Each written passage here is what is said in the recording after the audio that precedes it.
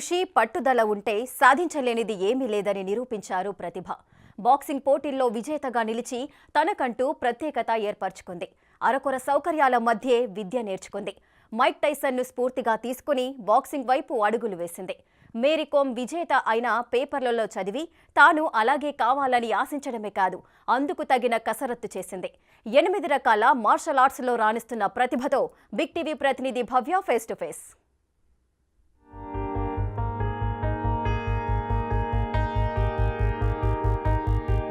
ఆమె ఒక ఆడపిల్ల మాత్రమే కాదు, ఆడపులి. పట్టు విడవని శివంగి, సంఖ్యలు తెంచుకున్న స్వేచ్ఛాజీవి. ఆడపిల్ల అంటే అబల కాదు అని సబలాన్ని నిరూపించిన వీరనారి.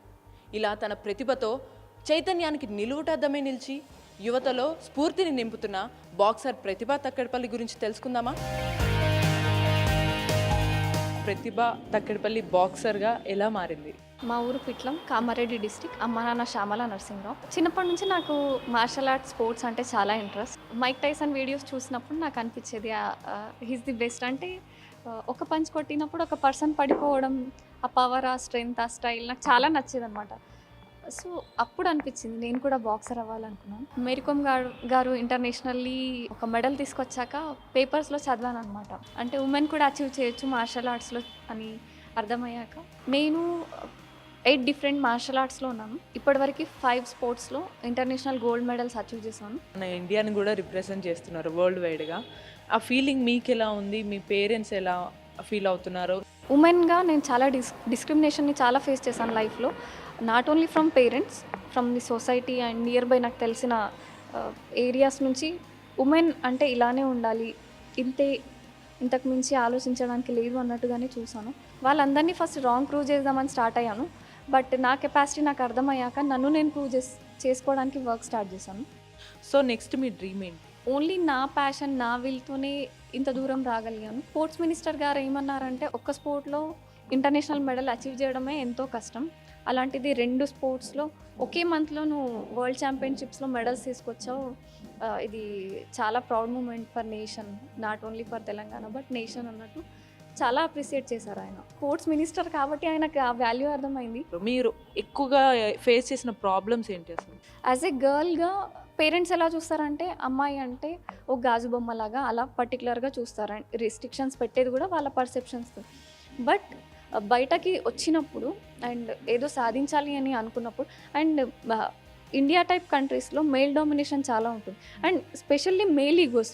ఇప్పుడు ప్రాక్టీసింగ్లో నాకు అమ్మాయిలు చాలా తక్కువ, అపోనెంట్స్ లేకపోయేసరికి బాయ్స్తో ప్రాక్టీస్ చేస్తే వాళ్ళకి ఆడ రాకపోయినా వాళ్ళకి ఒక పంచ్ తగిలినప్పుడు వాళ్ళ మెంటాలిటీ మొత్తం మారిపోతుంది.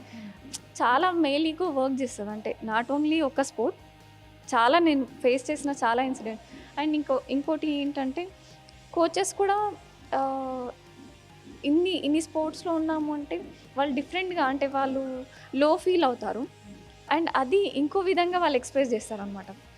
అండ్ కొందరు కోచెస్ అయితే స్పెసిఫికల్లీ తను రాకూడదు అన్నట్టుగా డైరెక్ట్ రిస్ట్రిక్ట్ చేసేస్తారు. రాకుండా ఏదో విధంగా వాళ్ళు స్టాప్ చేయడానికి అన్ని విధాలుగా ప్రయత్నిస్తారు. సో ఇంత ప్రాక్టీస్ చేసింది వాళ్ళు ఎవరో ఆగిపో అంటే ఆగిపోయే టైప్ నేను కాదు. సో అన్నిటికీ గట్టిగా నిలబడతాను. సో ఇలా నిలబడడం వల్ల నాకు చాలామంది అగెనెస్ట్ కూడా. ఈ పొజిషన్కి రావడానికి మీకు ఎన్ని ఇయర్స్ పట్టింది? ఇంట్లో వాళ్ళ రియాక్షన్ అసలు ఎలా ఉండింది మీరు ఇది చేస్తున్నారు అన్నప్పుడు? Actually it's been from 8 years అనమాట. చిన్నప్పటి నుంచి కూడా ఇంట్రెస్ట్. చాలా చిన్న ఏజ్లో ఉన్నప్పుడు బాక్సింగ్వి, ఆ ఫైట్స్వి వీడియోస్ చూసి నేను ట్రై చేసేదాన్ని. ఏం తెలియకపోయినా, ఎలా బేసిక్ పంచ్ ఏం తెలియకపోయినా కూడా అవి చూస్తూ నేను ఎగ్జైట్ అయిపోయి చేయడం అనమాట. సో ఫస్ట్ కోచెస్ దగ్గర వచ్చి నేను ప్రాక్టీస్కి జాయిన్ అయినప్పుడు నీకు ఆల్రెడీ వచ్చు కదా అన్నట్టు వాళ్ళు మాట్లాడారు. అంటే ఇష్టానికి చేసేదాన్ని, ప్రాపర్గా రాకపోయేది. ప్రాపర్గా లేదు ఎక్కడ నేర్చుకున్నావు కానీ అని అనేవాళ్ళు. సో వాళ్ళు చాలా కరెక్ట్ చేశారు, అంటే చాలా మంచిగా నేర్పించారు. నా special thanks to Krishna Nayak sir. నాలోని టాలెంట్ని గుర్తించి నేను చాలా దూరం వెళ్తా అని నాలో కాన్ఫిడెన్స్ నింపారు. అండ్ నాకు ఎప్పుడు ఏ డ్రీమ్ పెద్దది కాదు అని చెప్పి జయంత్ రెడ్డి సార్ గారు ఎప్పుడు మోటివేట్ చేస్తున్నారు. నాకు నడవలేని కండిషన్, ఆయన 29 times Guinness world record holder. Sir నేను మీ రికార్డ్ బ్రేక్ చేయగలుగుతానా అంటే చేయగలుగుతావు తల్లి, ఏ డ్రీమ్ కూడా అంత పెద్దది కాదు. అంటే ఎంత హంబుల్గా, అంటే ఎంత అచీవ్ చేసినా కూడా హంబుల్గా ఉండాలనేది ఒకటి ఆయన నేర్పించారు. అండ్ హనీఫ్ సార్ అని నాకు ఎప్పుడు గైడెన్స్ ఇస్తూ ఉంటారు. ఆయన చాలా సింపుల్గా హంబుల్గా ఉంటారు. సో చాలా వాల్యూస్ నేర్చుకున్నాను ఇలాంటి కోచెస్ వల్ల. ఇన్ఫ్యాక్ట్ అసలు ఒక కైండ్ ఆఫ్ కంట్రీ నేమ్ కూడా నిలబెట్టే స్టేజ్కి మీరు వెళ్తున్నారు. అయినా సరే ఎందుకు ఇన్ని ఆటంకాలు వస్తున్నాయి అంటారు సమాజం నుంచి? మార్షల్ ఆర్ట్స్ అందరికీ తెలియలేదు. తెలిసిందో ఓన్లీ ఒక్క బాక్సింగ్ మాత్రమే తెలుసు. అండ్ స్పోర్ట్స్ అంటే ఓన్లీ క్రికెట్, అలానే మన సొసైటీ అలానే ఉంది. అండ్ ఇండియన్ ప్లేయర్స్ సపోర్ట్ చేసేది అర్జెంటీనా ప్లేయర్స్ని, మన ప్లేయర్స్ని కాదు. అండ్ సునీల్ ఛేత్రి ఎంతమందికి తెలుసు? మెస్సీ కన్నా ఎక్కువ గోల్స్ చేశారు ఆయన. బట్ ఇక్కడ తెలిసింది ఓన్లీ మెస్సీ అంటారు. సో అంటే మన దగ్గర కూడా చాలా సీన్ ఉంది, కానీ పట్టించుకునే వాళ్ళు చాలా తక్కువ. అండ్ రికగ్నైజేషన్ ఏదో ఒలింపిక్ మెడల్ వస్తేనే అప్పటికి మా వాళ్ళు అని రావడం కాదు. బిగినింగ్ నుంచి కూడా కొంచెం చిన్న సపోర్ట్, చిన్న రికగ్నైజేషన్ ఉంటే కొంచెం స్టోరీ డిఫరెంట్గా ఉంటుంది. ఎక్కువ సపోర్టివ్ ఇచ్చి ఫండ్స్ ఇచ్చిన వాళ్ళు ఎవరైనా ఉన్నారా? సో ఆ ఫండ్స్ ద్వారా మీరు అటెండ్ అయిన ఈవెంట్స్ ఏంటి? ఇంటర్నేషనల్స్ బిగినింగ్లో నేపాల్లోనే జరిగాయి. సో దానికి అంత కష్టపడాల్సిన అవసరం రాలేదు. అండ్ ఫండ్స్ కూడా నాన్న ఫ్రెండ్స్ అండ్ నాన్న స్టూడెంట్స్, అన్నయ్య వాళ్ళందరూ నాకు ఫండింగ్ ఇచ్చారు. సో నేపాల్ కాబట్టి అంత ఇబ్బంది ఏం పడలేదు. కానీ ఈ టర్కీ అండ్ యూకే వెళ్ళేటప్పుడు మాత్రం చాలా ఇబ్బంది. నేను ఫండ్స్ కోసం స్పోర్ట్స్ మినిస్టర్ని వెళ్ళి మీట్ అయ్యాను. ఆయన మంచి సపోర్టే, సైన్ కూడా చేశారు. బట్ నాకు ఇంకా ఫండ్స్ రాలేదు. సో నాకు ఆప్షన్ లేక నేను నా ప్రయత్నంగా నేను ప్రాక్టీస్ చాలా హెవీగా ఉంటుంది. At the same time funds కూడా కావాలి. ప్రాజెక్ట్ ప్రిషా నుంచి నాకు 2 lakh rupees వచ్చాయి. ఫస్ట్ ఫీమేల్ బాక్సింగ్ కోచ్ని తెలంగాణ నుంచి. అండ్ యంగెస్ట్ సర్టిఫైడ్ బాక్సింగ్ కోచ్గా నేను ప్రైడ్ ఆఫ్ హైదరాబాద్ అవార్డుని అందుకున్నాను. సేమ్ అదే అవార్డులు ప్రాజెక్ట్ ప్రిషా నుంచి యశస్విని మేడం కూడా వచ్చారు, స్పాన్సర్ చేశారు. అంటే లైఫ్లో మర్చిపోలేని ఇన్సిడెంట్. యూకే టోర్నమెంట్ వెళ్ళడానికి నాకు హోప్ లేకుండా పోయిన టైంలో నాన్న ఫ్రెండ్స్ కొందరు అండ్ యూకేలో ఉంటున్న తెలుగు పీపుల్ వాళ్ళు ఖచ్చితంగా నేను రావాలి అన్నట్టుగా, మెడల్ వచ్చాక కూడా I'm sorry for the silver అని మెసేజ్ పెడితే నో తల్లి we are so proud of you అని తెలుగు వాళ్ళు ఎవరైతే సెటిల్ అయ్యారో యూకేలో వాళ్ళు మాత్రం చాలా మంచి సపోర్ట్ చేశారు. హిమవల్లి మేడం అండ్ వాళ్ళ టీం నాకు మంచి సపోర్ట్ చేశారు. నా స్టోరీ చూసాక, నా వరల్డ్ రికార్డ్స్ చేయడానికి నాకు ఫండ్స్ లేవని తెలుసుకున్నాక హైదరాబాద్ పబ్లిక్ స్కూల్ చిన్న పిల్లలు 7th క్లాస్ పిల్లలు వాళ్ళు పాకెట్ మనీ జమ చేసుకుంటారు కదా, అంటే ఎక్స్ట్రా డబ్బులు, అవి నాకు ఇచ్చారు. అక్క నువ్వు ఆగొద్దు, మా కైండ్ ఆఫ్ సపోర్ట్ ఎంకరేజ్మెంట్ ఇది. అండ్ గోల్స్కి ఉమెన్ మెన్ డిస్క్రిమినేషన్ ఏమి ఉండదు, నువ్వు ప్రూవ్ చేస్తున్నావు. చిన్న కిడ్స్కి అర్థమవుతుంది, ఈ గవర్నమెంట్కి కానీ అండ్ సొసైటీకి కానీ ఎందుకు అర్థం అవ్వట్లేదు అనేది నాకు పెద్ద క్వశ్చన్, అర్థం కాని క్వశ్చన్. చెస్ బాక్సింగ్ వరల్డ్ ఛాంపియన్షిప్కి టీం అంతా స్టార్ట్ అయ్యాము, ఢిల్లీలో ఉన్నాము. అప్పుడు నాకు తెలిసిన విషయం ఏంటంటే గ్రాండ్ మదర్ ఎక్స్పైర్ అయ్యారు.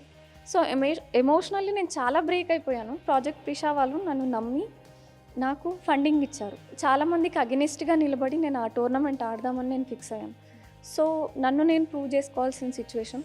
మెడల్ అచీవ్ అయితే చేశాను. 50 kgలో గోల్డ్ మెడల్ నాది. సో తెలంగాణ నుంచి చెస్ బాక్సింగ్లో 1 and only ప్లేయర్ అని కోచ్కి అర్థమయ్యాక ఆయన నాకు 10 days బ్రేక్ ఇచ్చారనమాట. అంటే నార్మల్లీ వేరే ప్లేయర్స్కి అయితే ఆప్షన్ ఉండదు, 1 day కూడా లీవ్ ఇవ్వరు. సో అది కాగానే మళ్ళీ 3 daysకి యూకే వెళ్ళాలి. దానికి మంచిగా ప్రిపేర్ అయ్యాను. సో కోచ్ నుంచి ఫుల్ సపోర్ట్ ఉండింది ఆ టైంలో. కాకపోతే టోర్నమెంట్ నుంచి వచ్చి రాగానే నాకు తెలిసింది ఏంటంటే నిన్నే అమ్మకి సర్జరీ అయింది. సో ఎంత డిఫికల్ట్గా ఉంటుందంటే ఒక్కటి కాగానే ఒకటి, అంటే నేను చాలా బ్రేక్ అయిపోయాను. సో వచ్చి రాగానే నేను ఎవరిని మీట్ కూడా అవ్వలేదు. చాలామంది మీటింగ్స్కి ఇంటర్వ్యూస్కి అది ఇది పిలిచారు. సో ఒక్కదాన్నే ఇంట్లో ఉండిపోయి ఎవరితో మాట్లాడకుండా, అండ్ నేను ఓకే ఎమోషనల్లీ నేను ఓకే అనిపించాకే నేను బయటకు వచ్చాను. Thank you Pratibha. అండ్ మీరు ఖచ్చితంగా మీరు అనుకున్నది సాధించాలని మేము మనస్ఫూర్తిగా కోరుకుంటున్నాం. సో ఇదండి తన ప్రతిభని చూపిస్తూ ప్రతిభను చాటుతున్న ప్రతిభ తక్కడపల్లికి అందరు ప్రోత్సాహం అందించి ప్రభుత్వం కూడా చేదోడు వాదోడుగా ఉండి అటు ఫండ్ రైజర్స్ కూడా కొంత ఫండ్ ఇస్తే మన దేశాన్ని అందరి ముందు చాటి చెప్పే ఘనత ప్రతిభకి సొంతం, అలాగే మన భారతదేశానికి కూడా సొంతం అవుతుంది. కాబట్టి అందరూ కూడా ఈ ప్రతిభావంతురాలైన ప్రతిభ తక్కడపల్లిని చూసి మోటివేట్ అయ్యి ప్రతి ఒక్కరూ తనలోని స్కిల్ని పెంపొందించుకోవాలని ఆశిస్తూ వీడియో జర్నలిస్ట్ చైతన్యతో భవ్యశ్రీ, బిగ్ టీవీ, హైదరాబాద్.